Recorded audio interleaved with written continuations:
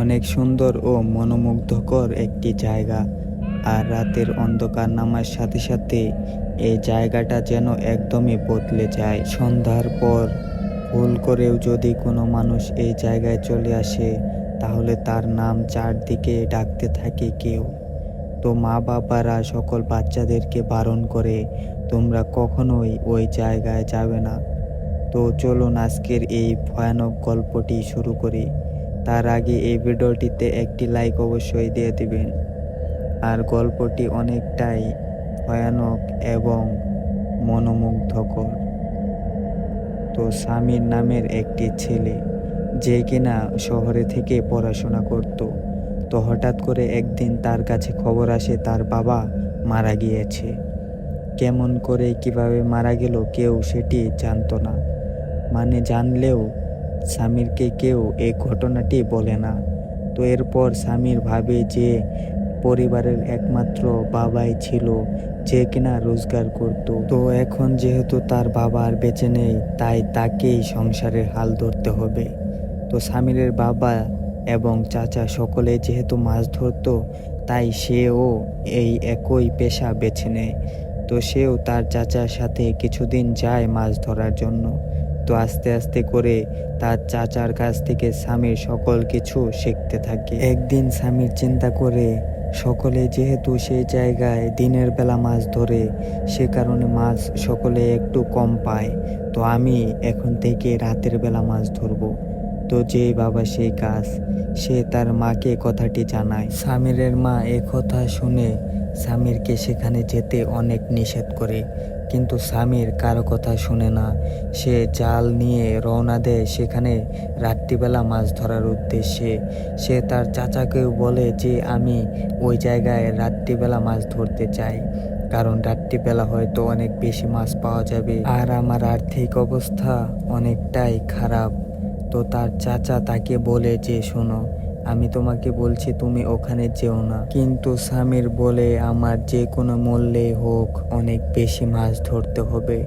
তার চাচা কোনো উপায় না পেয়ে বলে যে আচ্ছা যাও, ঠিক আছে, কিন্তু কেউ যদি তোমার নাম ধরে ডাকে তাহলে কখনোই পিছনে ঘুরে দেখবে না। আর যদি কোনো সমস্যা হয় তাহলে খুব শীঘ্রই সেখান থেকে চলে আসবে। তো এরপর রাত হয় এবং সামির বেরিয়ে পড়ে মাছ ধরার জন্য। অনেকক্ষণ যাবৎ সামির মাছ ধরছে, তার মাছ ধরা প্রায় শেষ। আর সে আজকে অনেক বেশি মাছও পেয়েছে। তো কিছুক্ষণ পরে সে যখন তার জাল ও মাছগুলিকে গুছিয়ে নিয়ে চলে আসছিল বাড়িতে ফেরার জন্য, এরপরই সামির শুনতে পায় তার নাম ধরে কেউ ডাকছে। তখনই তার চাচার কথা মনে পড়ে, যদি তোমার নাম ধরে কেউ ডাকে তাহলে কখনোই পিছনের দিকে তাকাবে না। তো এরপর সামির অনেক কিছু ভাবতে থাকে এবং সে অনেকটাই ভয় পেয়ে যায় এবং সে খুব দ্রুত তীরের দিকে ছুটতে থাকে। তার মনে অনেকটাই ভয় লেগে গেছে, কিন্তু সে একটু আগাতে পারছিল না। তার নৌকা মনে হচ্ছিল কেউ পিছন থেকে টেনে ধরে আছে। কিছুক্ষণ পরে সে পানিতে তাকায় এবং অদ্ভুত একটা কিছু দেখতে পায়। এটি দেখে সামির অনেকটাই ভয় পেয়ে যায় এবং ওই জিনিসটা সামিরকে তার বাবার মতো করে, মানে তার বাবার কণ্ঠর মতো করে সামিরকে ডাকতে থাকে। সামির খুব চেষ্টা করে তার নৌকাটি সামনের দিকে নেওয়ার, কিন্তু সে একটুও নড়াতে পারে না। খুব চেষ্টা করার পর সামির অবশেষে বাড়িতে ফিরে আসে। এরপর তার মাকে সকল ঘটনা খুলে বলে।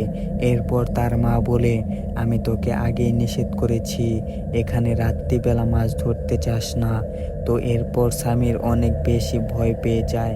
তার মা বলে, সামিরের মা সামিরকে বলে, তোর বাবাও একদিন মাছ ধরতে গিয়েছিল রাত্রিবেলা।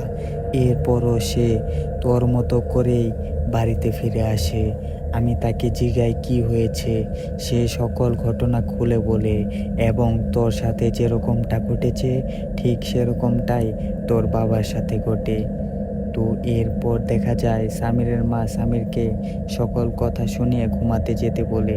এরপর সামির যখন ঘুমাতে যায় তখন সে দেখতে পায় যে তার সাইডে একটু একটু করে পানি আসছে। এরপরে দেখা যায় সামিরের যখন ঘুম ভাঙে সে দেখতে পায় সে পানির নিচে তলিয়ে যাচ্ছে।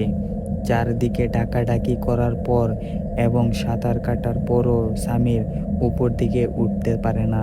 কিছুক্ষণ পরে সে দেখতে পায় তার পাটি কেউ যেন একজন টেনে ধরে আছে। এরপর সামির আরও লক্ষ্য করে তার চারপাশে অদ্ভুত কোনো জিনিস।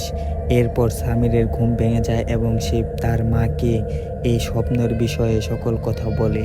এরপর সামিরের মা সামিরকে বলে, তুই যদি পারিস এই ভয়কে জয় করতে তাহলে এই অভিশাপ থেকে তুই মুক্ত হয়ে যাবি।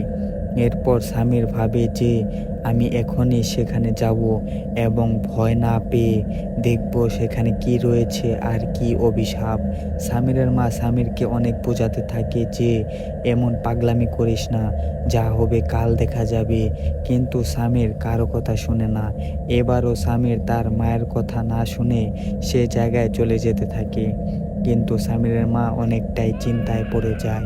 সামির যখন সেখানে চলে যায় তখন দেখতে পায় অদ্ভুত একটি আলো তার সামনে জ্বলে উঠেছে। আর সেই জায়গা থেকে সামিরকে কেউ বলছে, সামির তুই এবার থেকে মুক্ত, কারণ তুই তোর ভয়কে জয় করে ফেলেছিস। তুই যদি ভয় না পেতিস তাহলে তোর কিছুই হতো না। এর কিছুক্ষণ পরেই সামিরের মা সেখানে চলে আসে এবং সামিরের মা বুঝতে পারে যে তার ছেলের উপর থেকে এই অভিশাপটি চলে গেছে। কারণ যদি অভিশাপ না চলে যেত তাহলে সামির এতক্ষণ পর্যন্ত এই জায়গায় দাঁড়িয়ে থাকতে পারতো না। তো বন্ধুরা, কেমন লাগলো আজকের এই ভিডিওটি?